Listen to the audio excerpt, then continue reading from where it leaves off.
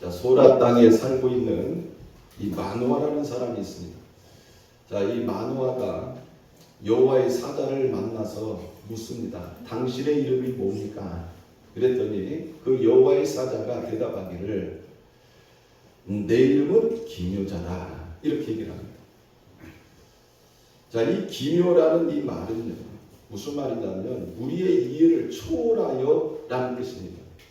그 영어 성경 보니까 beyond understanding 이렇게 돼 있어요. beyond understanding. 그러니까 우리의 이해를 초월하여 계신 분.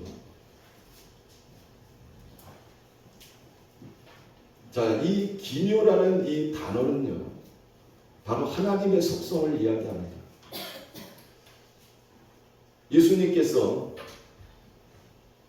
장차 이 세상에 탄생하실 것에 대해서 이사야서 9장 6절에 기록하고 있는데 이렇게 말씀하고 있습니다. 이는 한 아기가 우리에게 낳고 한 아들을 우리에게 주신 바 되었는데 그의 어깨에는 정사를 메었고 그의 이름은 기묘자라 모사라 전능하신 하나님이라 영존하시는 아버지라 평강의 왕이라 할 것입니다. 이사야서에 기록되어져 있는 장차 우리의 죄를 사시기 위하여 이 땅에 오실 이 메시아에 대해서 뭐라고 말씀하고 있어요? 그의 이름은 기묘자라 이렇게 말씀하고 있어요.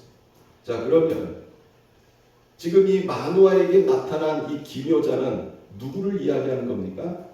바로 이 땅에 오신 예수 그리스도를 말씀하고 있습니다. 이 구약에도 보면 이렇게 사람들에게 그 메시아이신 예수 그리스도께서 나타나신 이러한 사건들이 간혹 있습니다. 바로 오늘 우리가 보고 있는 이 본문에 나오는 사건이 바로 그러한 내용입니다. 자, 예수님께서 이 마노아에게 나타나셨는데 기묘이신 그 예수님께서 우리의 상상을 초월하고 이해를 초월해서 일하시고 역사하시는 모습을 오늘 본문에 우리들에게 말씀하고 있습니다. 자, 왜 예수님께서 기묘자이신지 우리가 같이 한번 말씀을 통해 살펴보려고 합니다. 첫째로 예수님이 마노아의 기도에 직접 나타나셨다는 것입니다. 자, 마노아가 기도할 때 하나님께서 천사를 보내실 수 있습니다. 그렇게 해도 굉장히 놀라운 일이죠. 우리가 기도하는데 하나님의 천사가 나타났다? 여러분, 굉장히 귀한 일 아닙니까? 한낱 인간의 기도를 들으시는 하나님, 그 하나님이 부리시는 천사를 우리에게 보내셔서 응답하신다. 얼마나 놀라운 사건입니까? 그런데 이 마노아가 하나님 앞에 기도할 때 메시아이신 예수 그리스도께서 직접 나타나셨음을 성경은 말씀하고 있습니다. 여러분, 얼마나 놀라운 사건이냐 하는 것입니다. 자, 우리는 신약에서만 예수님이 나타나셨다고 이렇게 생각을 합니다. 신약에서 성자 하나님께서 인간의 몸을 입고 이 땅에 탄생하셨다. 그분이 바로 우리가 믿는 예수 그리스도다. 우리는 그렇게 알고 있습니다. 그러나 구약을 읽어보면요, 이렇게 기묘자이신 예수 그리스도께서 인간의 몸을 입고 나타나신 이러한 사건을 우리가 종종 발견하게 됩니다. 누가복음 1장을 보면 수태고지 사건 2번이 나옵니다. 여러분, 수태고지라는 게 뭐냐? 이 알린다는 말이죠. 그래서 그 천사 가브리엘이 이제 잉태를 고지해 주는 겁니다. 2번의 수태고지 사건이 나오는데 첫 번째가 누굽니까? 바로 사가랴입니다. 여러분, 사가랴는 누구예요? 세례 요한의 아버지입니다. 성전에서 자신의 주어진 제사장의 직무를 감당하는데 천사 가브리엘이 나타납니다. 두 번째는 마리아에게 나타납니다. 마리아에게 이제 너가 메시아 예수 그리스도를 잉태할 것을 이렇게 고지해 줍니다.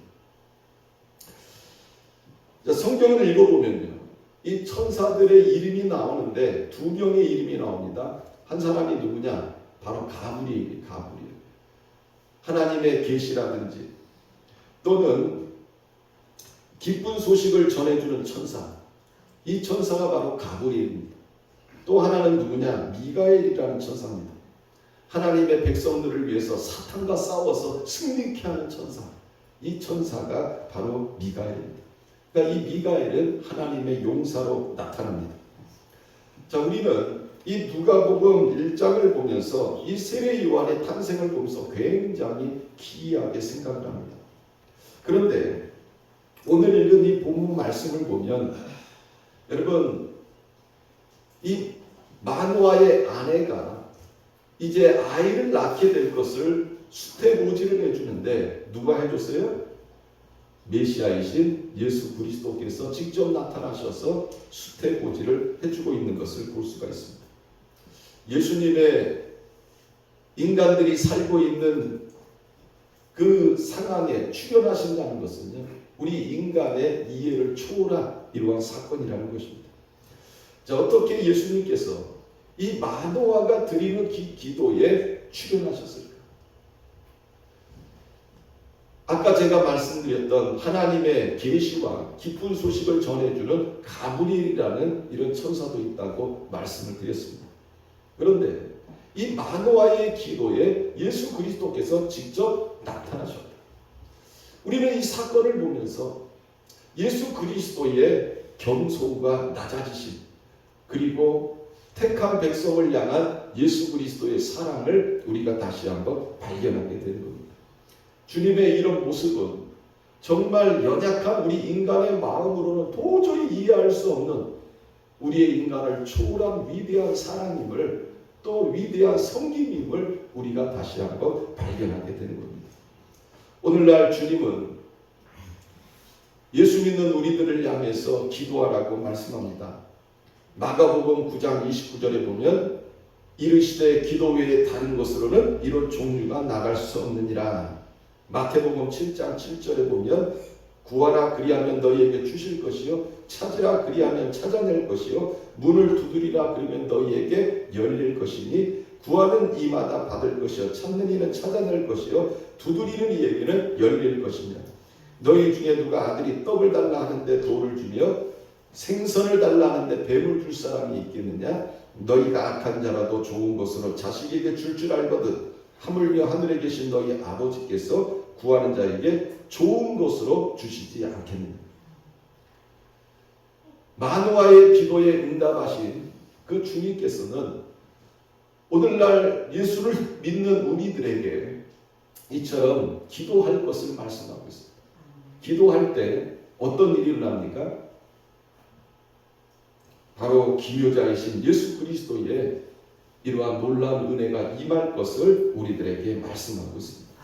사랑하는 성도 여러분, 인생살이가 쉽지만은 않을 겁니다. 때로는 힘들고 어려운 일을 만날 수 있을 겁니다. 그러나 그럴 때일수록 우리는 우리의 이해를 초월하여 역사하시는 그 주님, 그리고 우리를 만나주시는 주님, 우리의 기도에 응답하시는 그 주님을 바라보며 기도에 힘써야 되는 것입니다. 자, 두 번째로는 예수님은 모든 영광을 하나님께 드렸다는 것입니다. 이 소라 땅 단 지파에 속한 마노아라는 사람이 있었습니다. 이 사람에게는 부인이 있었는데 오래도록 애를 낳지 못했어요. 결혼하고 오랫동안 애를 낳지 못했습니다. 자, 예수님께서 그런 마노아의 부인에게 나타나십니다. 그러면서 이런 말씀을 하세요. 보라, 내가 본래 임신하지 못함으로 출산하지 못하였으나 이제 임신하여 아들을 낳으리니 그러므로 너는 상과 포도주와 독주를 마시지 말며 어떤 부정한 것도 먹지 말지니라. 보라, 내가 임신하여 아들을 낳으리니 그의 머리 위에 삭도를 대지 말라. 이 아이는 태에서 나옴으로부터 하나님께 바쳐진 나시린이 됨이라. 그가 블레셋 사람의 손에서 이스라엘을 구원하기 시작하리라. 부인이 여호와의 사자를 만난 후에 자신의 남편에게 갑니다. 그리고 남편에게 내가 어떤 사람을 만났는데 이 사람이 나한테 이런 이야기를 하더라 하면서 자기 남편에게 이야기를 해요. 마노아가 들어보니까 굉장한 이야기 아닙니까? 자신들에게 아이가 생길 것인데 이 아이가 장차 나시린이 된다. 하나님 앞에 귀하게 쓰임받는 자녀가 된다는 이 이야기를 들었어요. 여러분 같으면 그런 이야기를 들을 때 어떻게 반응하겠습니까? 웃기는 소리 하지 마요. 그냥 지나가는 사람이 넌 얘기야. 그런데 너무 신경 쓰지 마요. 여태까지 애 못 낳는데 뭘 애를 낳아? 지금 당신 나이가 몇 살이야? 뭐 이럴 수도 있을 거예요. 그런데 마누아는요, 그 이야기를 듣고 하나님 앞에 기도하기 시작합니다. 주여 구하옵나니 주께서 보내셨던 하나님의 사랑을 우리에게 다시 오게 하사 우리가 그 낳을 아이에게 어떻게 행할지를 우리에게 가르치소서. 그러니까 이 마누아라는 사람은 어떤 사람이냐? 자기 눈으로 본 적이 없어요. 그러나 자신의 아내가 자신한테 얘기를 할 때 무시하지 않고 어떻게 했어요? 하나님 앞에 기도를 드렸습니다. 하나님, 그 하나님의 사랑을 다시 보내주셔서 우리가 아이를 낳으면 그 아이를 어떻게 가르칠 것을 알게 하여 주옵소서. 하나님께서 마누아의 기도를 들으셨어요. 그래서 이 마누아의 부인이 밭에 있을 때 여러분 하나님의 사자가 나타났는데 누구에게 나타났어요? 마누아의 부인에게 나타났어요. 제가 이 말씀을 준비하면서 가만 생각을 해봤어요. 아니 기도한 사람은 누구예요? 마누아인데 왜 여호와의 사자는 부인에게 나타났을까? 아마 하나님의 사자가 마누아에게 나타나도 마누아는 그 사람이 하나님의 사자인지 자신의 아내에게 이야기한 사람인지 모를 거예요. 그러니까 마누아는 기도하고 이 여호와의 사자는 누구에게 나타난 거예요? 마누아의 부인에게 나타난 거 아닐까? 제가 이런 생각이 들더라고요. 이 마누아의 부인이 여호와의 사자에게 잠깐 기다리라고 합니다. 그리고 누구에게 달려가요? 자신의 남편에게 달려가요. 그래서 여보, 그 전에 나에게 나타났던 하나님의 사랑이 나에게 나타났어. 빨리 와요. 그래가지고 남편을 데리고 왔습니다. 남편이 묻지요. 우리가 아이를 낳을 거라고 하는데 그러면 그 아이를 어떻게 키워야 되겠습니까? 그러자 여호와의 사자가 마누아에게 이렇게 말합니다. 바로 제가 조금 아까 읽어드렸던 그 마누아의 부인에게 이야기했던 그 이야기를 그대로 얘기한 거예요. 포도주를 먹지 말고 독주를 먹지 말고 부정한 것을 건드리면 안 된다.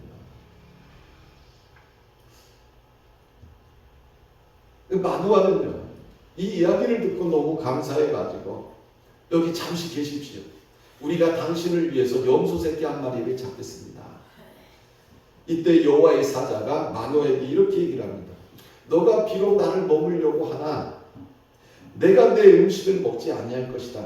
번제를 준비하려거든 마땅히 여호와께 드릴지니라. 이렇게 말을 합니다. 여러분 예수님이 누굽니까? 성자 하나님 아닙니까? 성자 하나님이 지금 마누아에게 나타나신 거예요. 그러면 성자 예수님도 마누아가 드리는 그 음식을 받을 수 있는 이러한 자격이 되십니까? 안 됩니까? 충분히 되죠. 충분히 됩니다. 우리 예수님도 우리가 드리는 이러한 것들을 받으실 수 있는 충분한 자격이 되십니다. 그런데 예수님은 뭐라고 말씀합니까? 나를 대접하려고 하지 말고 하나님께 번제로 드려라. 이렇게 말씀하고 있습니다. 우리는 여기서 우리 인간의 이해를 초월하여 역사하시는 예수님의 겸손하신 모습을 발견하게 되는 겁니다. 여러분, 삼위일체 하나님, 성부 하나님, 성자 하나님, 성령 하나님. 성자 하나님도 마누아가 드리는 영광을 받을 수 있습니다. 그러나 성자 하나님이신 예수님은 그 영광을 자기가 받지 않고 누구에게 돌리는 거예요? 하나님께 돌리고 있습니다. 우리는 예수님의 모습을 보면서 예수님의 겸손을 배우게 되는 거예요. 예수님은 이 땅에 오셔서도 늘 하나님 앞에 영광 돌리는 삶을 사셨습니다. 겸손하시고 하나님 말씀에 순종하는 이런 삶을 사셨어요. 늘 눈물로 기도하시고 하나님에게 죽도록 충성하는 이런 모습을 보여주셨습니다.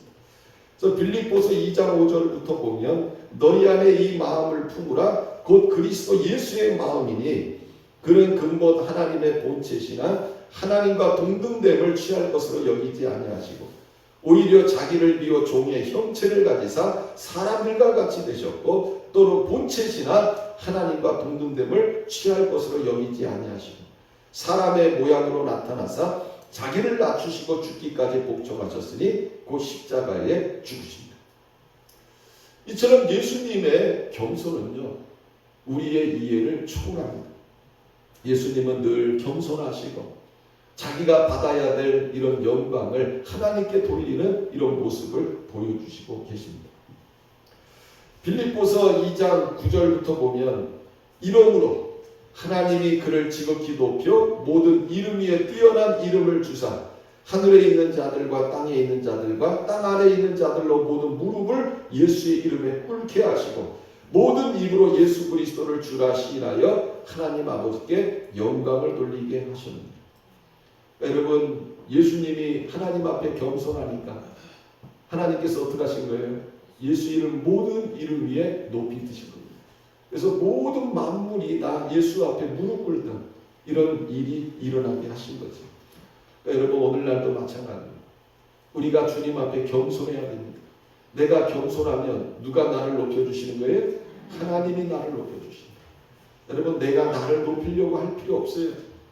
하나님이 다 하십니다. 때가 되면 하나님이 나를 높여주시는 거예요.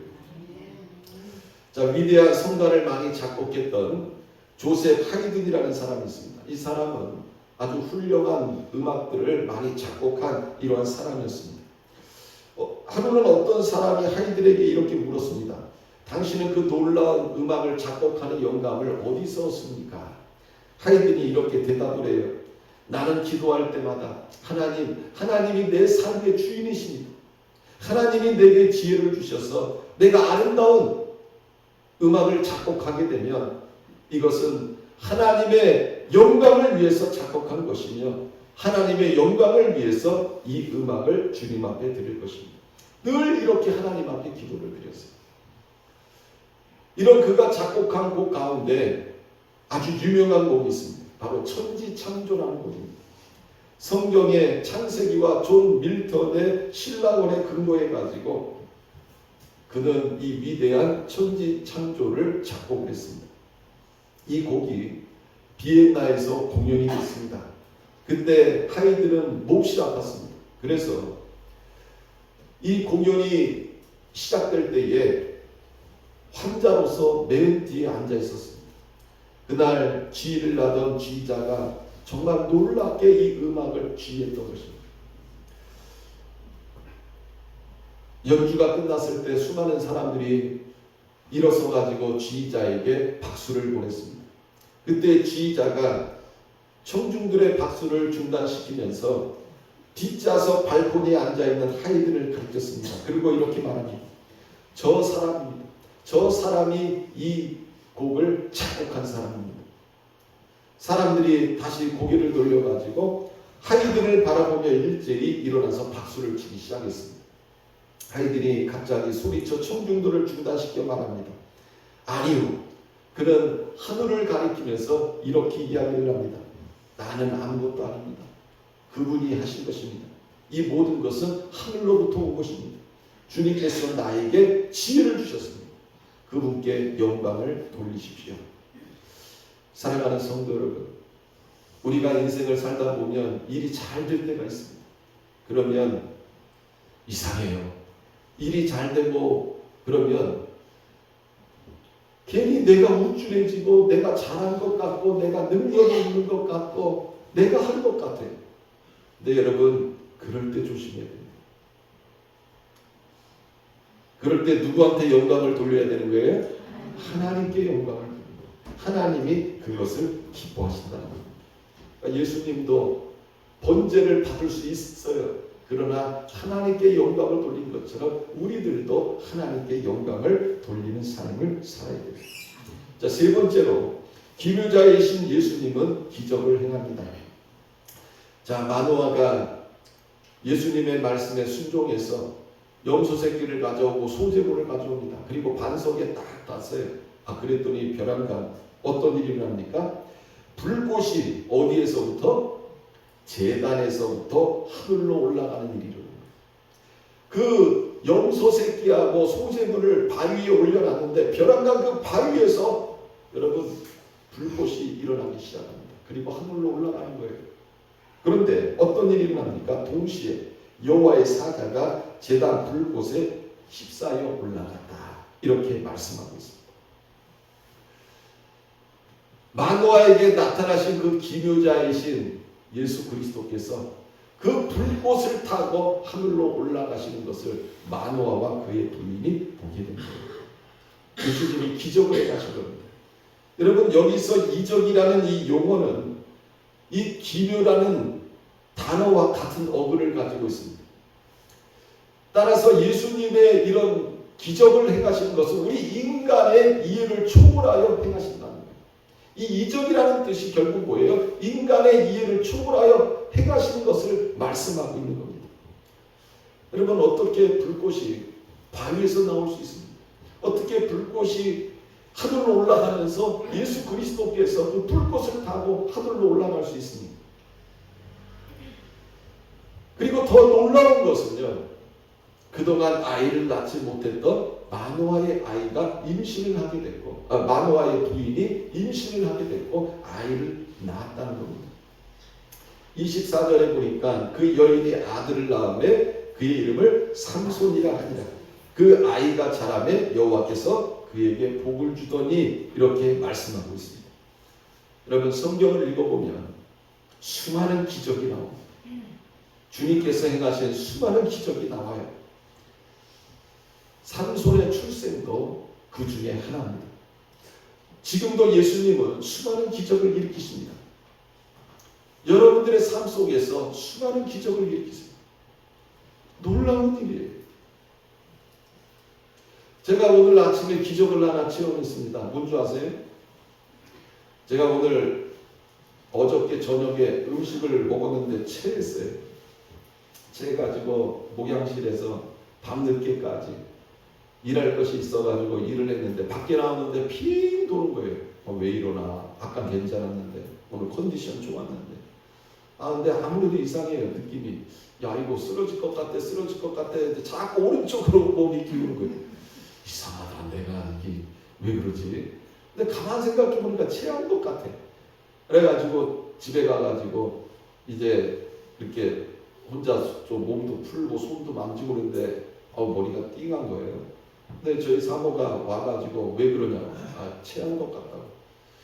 근데 뭐가 기적이냐? 아침에 일어나가지고 아침에도 죽을 먹었어요. 집에 죽이 하나 있더라고. 그래가지고 점심은 뭘 먹어야 되나 그랬더니 오늘 교회에서 죽을 썼대.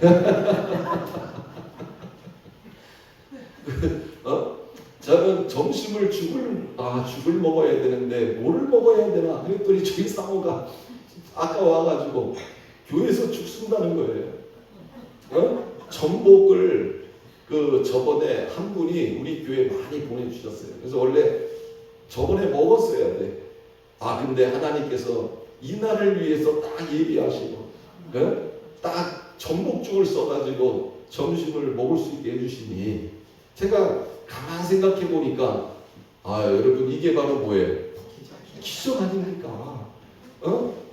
Beyond understanding. 내 이해를 초월하여 역사하시는 주님께서 오늘 때 맞춰가지고 전복죽, 이게 여러분 전복죽이 얼마나 귀합니까? 오늘 오신 분들 다 맛있게 드시고 가시기 바랍니다. 기적 아니에요? 내 이해를 초월하여 역사하시는 우리 주님께서 또 이런 일을 행하셨네. 그러니까 여러분, 내 삶을 가만히 생각해 보면 기적 천지. 여러분들도 마찬가지요. 여러분들이 가만 생각해 봐요. 그러면 여러분들 삶 가운데 이해를 초월하여 역사하신 주님의 기적이 너무 많다니까요. 단지 뭐예요? 깨닫지 못하는 거예요. 깨닫지를 못해요. 지금도 예수님은 우리의 이러한 그 이해를 초월하여 역사하시는 분인 줄 믿으시기 바랍니다. 자, 이승복이라는 분이 있습니다. 이 사람은 그 미국의 존스 호킨스 병원의 수석 외과 의사입니다. 자, 이분이 기적은 당신 안에 있습니다 라는 이 책을 썼어요. 18살 때 1983년도에 세계 그 대회에 나가서 체조 선수로서 금메달까지 딴 사람입니다. 그런데 어느 날 교통사고가 나가지고 사지가 마비된 거예요. 휠체어 신세를 지게 됐습니다. 여러분, 꿈이 좌절됐어요. 운동선수가 몸이 사지가 마비됐으니 그것도 세계대회에 나와서 금메달을 땄던 사람인데 여러분, 꿈이 사라져버렸어요. 자포자기에 이르게 됐습니다. 그런데 이 사람에게는 다른 사람과 다른 점이 하나 있었습니다. 그것은 믿음 안에서 희망의 끈을 놓지 않았다는 거예요. 여러분, 이것이 사람으로 하여금 위대한 기적을 만들어내는 것입니다. 사람이 긍정적으로 생각하는 것, 이것이 사람들에게 기적을 나타내 주는 것이죠. 자, 이분이 마침내 모든 불운을 이겨내고 미국의 유명한 병원 수석 의사가 되었습니다. 그리고 이 사람이 쓴 책이 기적은 당신 안에 있습니다. 기적은 어디에 있어요? 당신 안에 있습니다. 그러니까 여러분, 오늘날도 마찬가지예요. 주님이 행하시는 기적, 우리의 이해를 초월하여 행하시는 기적은 누구 안에 있는 거예요? 맞습니다. 내 안에 있는 거예요. 누가 이런 기적이 일어났더라, 누가 이런 기적을 체험했더라, 아니에요. 지금도 주님은 나를 위해서 기적을 행하시는 분인 줄 믿으시길 바랍니다. 오늘날 이 합리주의자, 또 이 이성을 강조하는 이러한 신학자들 중에서 성경에서 초자연적인 요소들을 제외시키고 다만 자유, 평등, 헌신 등과 같은 소위 예수님의 정신만을 교훈으로 삼고자 하는 사람들이 있습니다. 그러니까 성경에 기록되어진 모든 기적들은 다 버리고 예수님의 사상, 예수님의 정신, 이것만 강조하는 이런 신학자들이 있습니다. 여러분, 이것은 인간의 안목으로 하나님의 능력을 제한하고자 하는 지극히 불순한 행동인 것입니다. 이런 사람들은 아직 온전히 예수님을 만나지 못한 사람들. 그리고 주님께서 오늘날 우리를 위하여 행하시는 가장 놀라운 일은 뭐냐? 바로 죄에서 우리를 구원하신 일입니다. 로마서 10장 9절, 내가 만일 내 입으로 예수를 주로 시인하며 또 하나님께서 그를 죽은 자 가운데서 살리신 것을 내 마음에 믿으면 구원을 받으리라. 사람이 마음으로 믿어 의에 이르고 입으로 시인하여 구원에 이르느니라. 성경에 이르되 누구든지 그를 믿는 자는 부끄러움을 당하지 아니하리라 하니 유대인이나 헬라인이나 차별이 없으니라. 한 분이신 주께서 모든 사람의 주가 되사 그를 부르는 모든 사람에게 부요하시도다. 누구든지 주의 이름을 부르는 자는 뭐를 받아요? 구원을 받으리라. 아멘. 저와 여러분들이 이해를 초월하여 일하시는 주님의 가장 위대한 기적인 줄 믿으시길 바랍니다. 이제 결론을 맺습니다. 우리가 믿는 예수님은 누구라고요? 따라해보세요. 기묘자. 저는 이 말씀을 준비하면서 참 은혜를 많이 받아요. 기묘자. 내 이해를 초월하여 일하시는 분. 여러분, 우리가 생각하는 것이 얼마나 협소하고 제한되어져 있지 않습니까? 그런데 우리 예수님은 그런 내 이해를 초월하여 일하시는 분이라는 거예요. 이걸 생각하니까요, 너무 은혜가 많이 되는 거예요. 맞아, 오늘날도 주님은 내 이해를 초월하여 일하실 수 있구나. 내 능력을 초월하여 일하실 수 있구나. 내 지혜를, 내 경험을 초월하여 일하시는 분이구나. 여러분, 이것을 우리가 깨닫고 믿게 된다면 오랜 세월 동안 아이를 낳지 못했던 마노아와 그의 아내에게 나타나셔서 삼손이라는 위대한 아들을 주신 그 예수님께서 우리들에게도 그런 선물을 주시지 않겠느냐. 또 여러분, 오늘 말씀을 들으면서 예수님의 이름이 뭐예요? 기묘자. 내 삶의 오늘날도 이 시간도 기묘한 일을 행하시는 그 주님을 만남으로 여러분들의 소원을 이룰 수 있는 그런 저와 여러분들이 되시기를 주님의 이름으로 축원합니다. 기도하겠습니다. 사랑과 은혜가 풍성하신 하나님 아버지 고맙고 감사합니다. 기묘자이신 예수 그리스도를 만남으로 마노아와 그의 아내가 삼손이라는 위대한 아들을 얻었습니다. 우리가 인생을 살아가면서 힘들고 어려운 것이 많이 있지만 기묘자 되신 예수 그리스도를 만남으로 내 이해를 초월하여 나를 도와주시고 내게 응답하시고 나에게 기적을 베푸시는 주님을 만날 수 있도록 인도하신 하나님 감사를 드립니다. 기묘자이신 예수님을 우리가 묵상하며 그분의 도움을 구함으로 우리가 만난 문제에서 또 내가 가지고 있는 꿈과 소원을 이룰 수 있는 하나님의 자녀들 되게 하여 주옵소서. 감사드리며 살아계신 예수님의 이름으로 기도드렸습니다. 아멘.